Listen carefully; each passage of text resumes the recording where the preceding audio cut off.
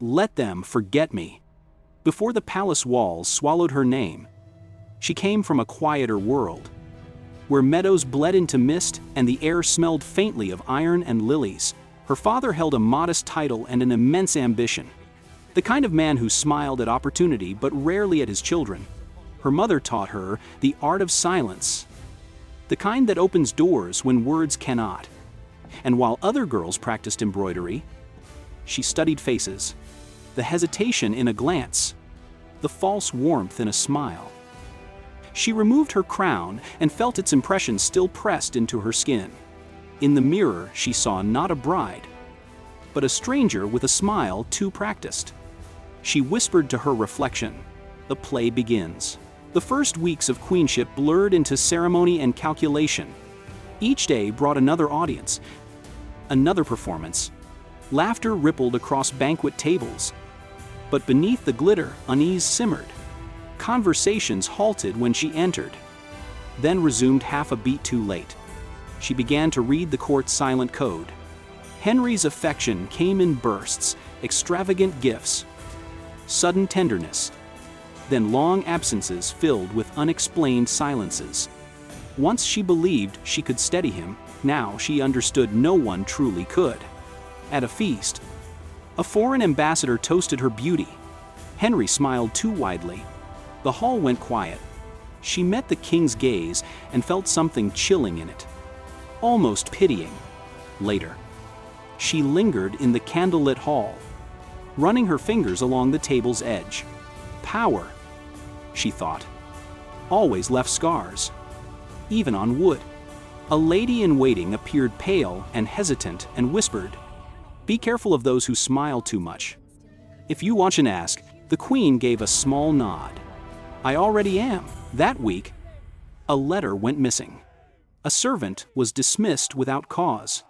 A door closed when she approached. At night, faint music drifted from chambers where she was not invited. Someone wanted her to feel watched, and someone wanted her to break. She began sleeping with the curtains drawn, as if fabric could stop eyes. One morning, she found a wilted rose placed on her pillow. No note, no explanation.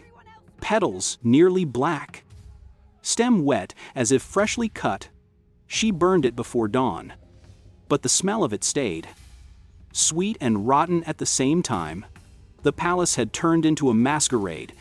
The laughter at supper no longer sounded like mirth.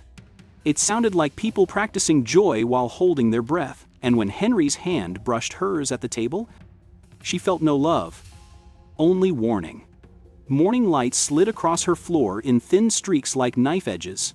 Servants moved quietly, careful not to disturb her, polishing mirrors she no longer trusted. Even her reflection looked hollow behind the eyes. The crown had not merely adorned her, it had altered her. She learned quickly that a queen is not a woman. A queen is a symbol wearing a heartbeat.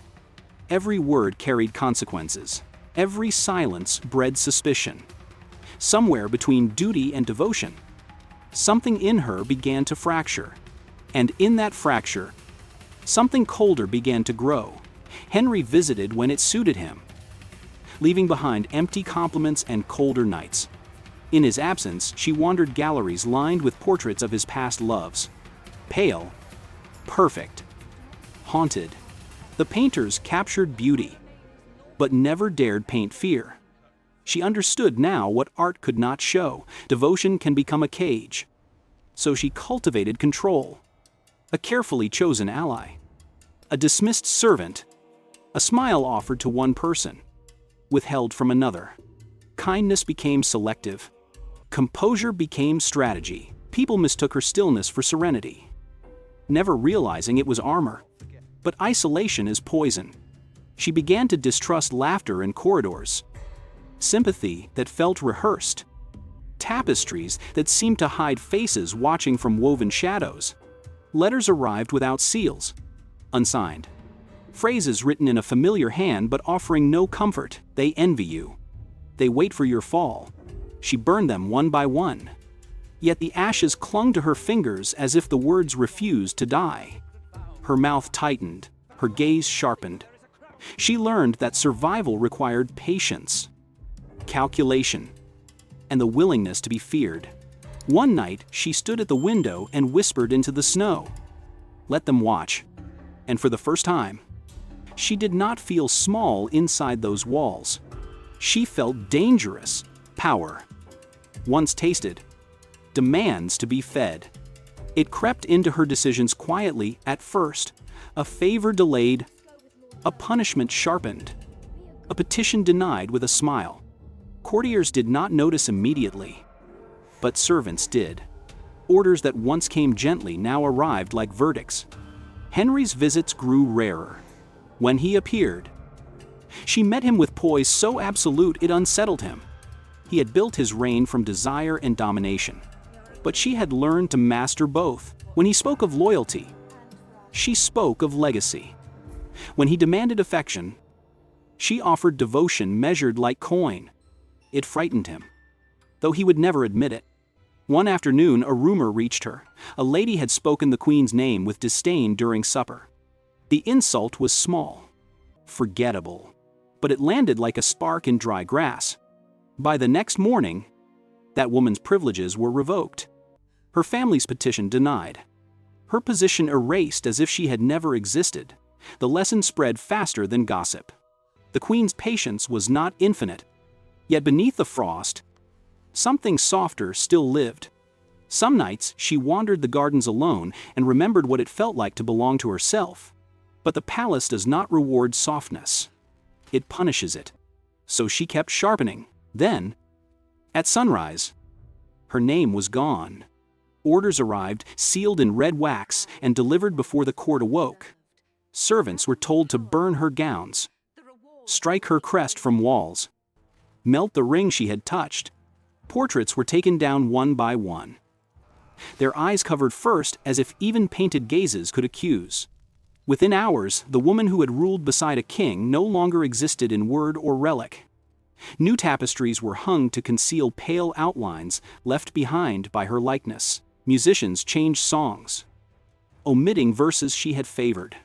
Even the hounds she fed were led away, collars buried in garden earth.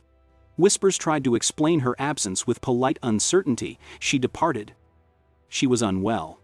But beneath those phrases crawled a darker rumor. The queen's heart had turned too dark to rest. And the king ordered silence to contain what lingered. Clerks crossed through entries, scraped signatures, rewrote dates to close gaps. Her presence left. Every trace of her penmanship was treated like infection. Fear works best when it leaves no proof.